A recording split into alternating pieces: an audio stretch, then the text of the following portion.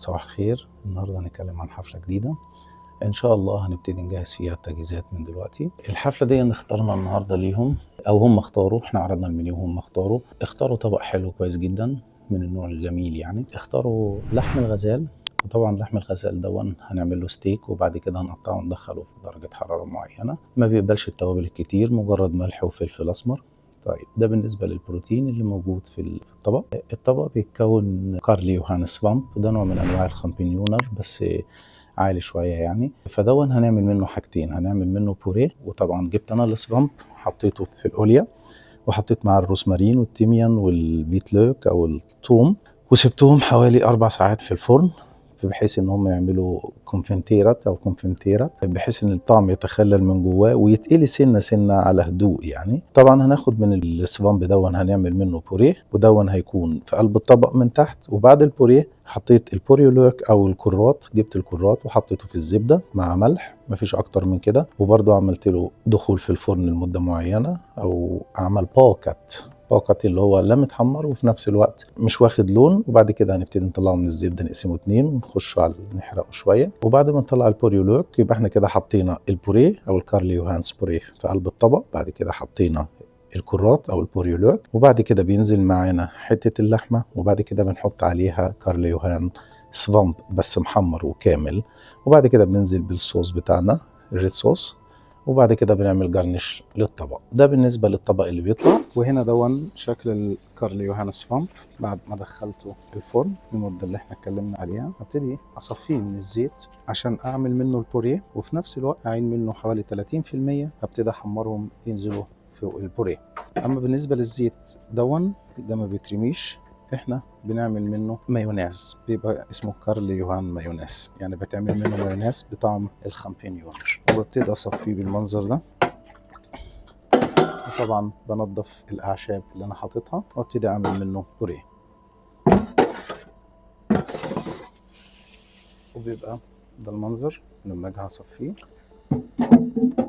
وابتدي احفظ الزيت اعمل بيه مايونيز. وهو ده منظر السفامب بتاعنا، هو مستوي واخد درجة الحرارة المثالية. هبتدي انضفه من الاعشاب بتاعتي اللي انا حطيتها، الثوم والروسمارين والتيميان، بحيث ان انا اخد بوريه طعمه جميل. وهو ده شكل البوريولوك لما احنا دخلناه الفرن، قطعناه بالشكل ده ودخل في الزبدة لمدة ساعة. وبعد كده هبتدي اقسمه بالنص واحرقه من الطرفين، بحيث ان يديني ديكوريشن حلو على الطبق. ودون لحم الغزال، هبتدي افتحه واحط تحت منه منشفة بحيث ان هو ينقط طول الليل، واشتغله بكرة على الستيك.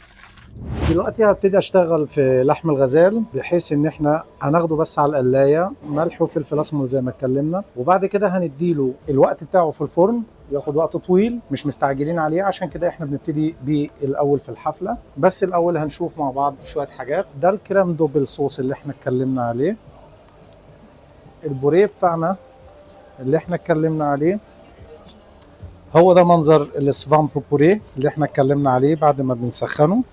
هو ده المنظر بتاعه، هيتحط منه شويه في الطبق من تحت زي ما قلنا.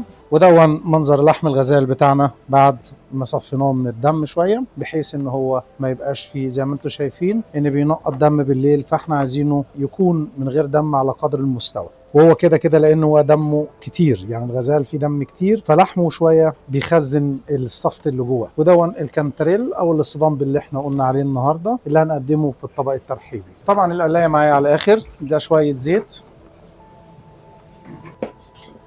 ابتدي اخد اللحم بتاعي وانزل بيه على الستيك. حته لحمه جميله متاخده من الفخده بتاعت الغزاله.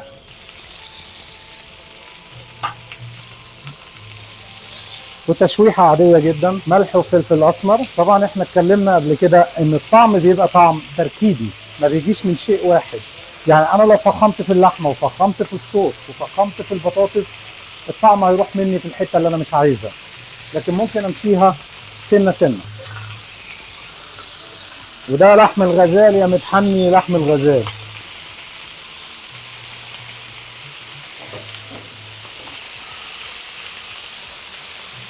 بنزل عليه بالملح والفلفل الاسمر بالمنظر دون. صدمه هو كده وصل معايا للصدمه اللي انا عايزها. كده اقلبه على الجنب التاني.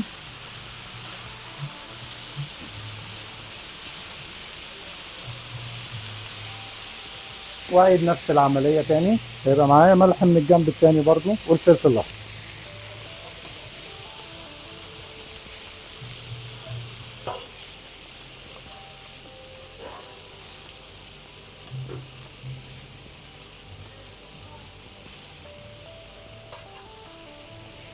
وبيبقى المنظر معايا. يس. المهم في لحم الغزال في التسويه انه ما يطلعش عن 46 درجه. طلع عن كده بقى يابس، لان اللحمه ذات نفسها زي ما انتم شايفين خشنه وتقيله.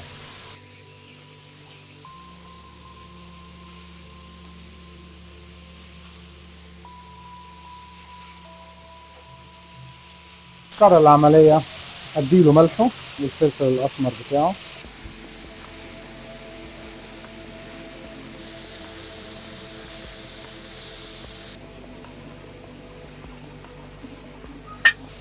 ويبقى ده شكل اللحمه بتاعتنا.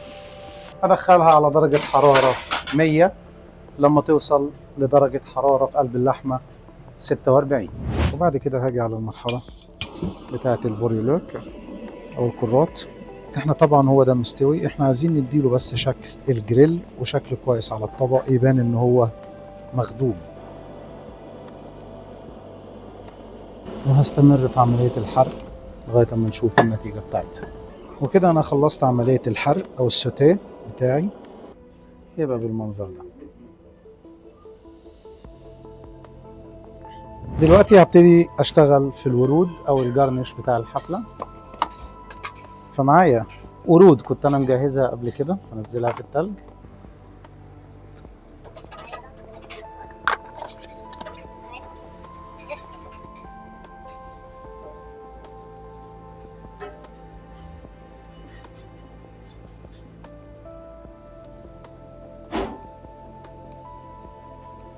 والورود دي احنا جايبينها بره من المزرعه. احنا كنا ماشيين جنبها قبل كده في فيديو تاني اتكلمنا عليها ان احنا بنستخدمها في التزويق. فلما يبقى معايا خليط الالوان دون بالاطعمه المختلفه بيبقى مديني شكل اهتمامي للحفل يتناسب مع الناس او مع الزباين ومع الديكور بتاع الصاله ومع اسم المكان. فبتبتدي هي عمليه تركيبيه سواء من الطعم او التقديم، وفي نفس الوقت المكان ما بيرميش اي شيء. دلوقتي هنبتدي نوزع العيش.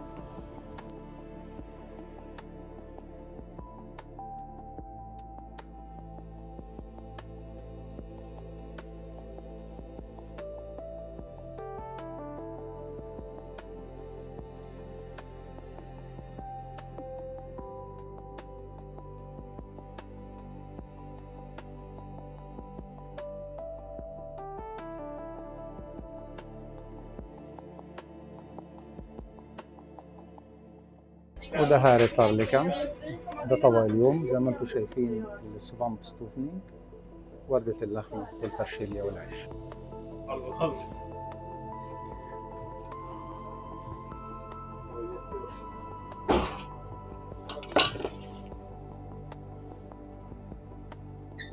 دارة المنفوتو هو دون طبق لحم الغزال بالشكل دون.